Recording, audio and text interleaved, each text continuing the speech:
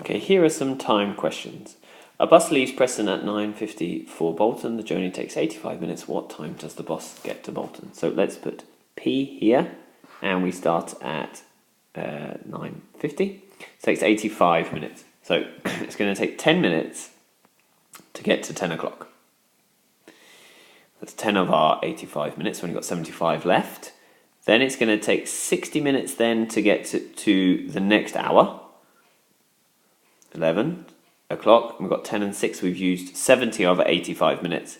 So we've only got 15 minutes left. So that means I must get to Bolton at 11:15. Right, let's look at Bobby here.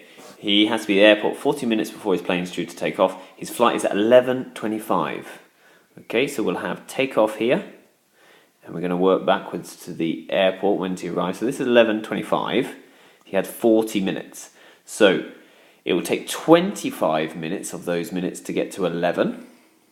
And if 25 out of the 40, that means I've got 15 minutes left. This must be 15, which gets us to 10:45. So he needs to arrive at the airport at 10:45.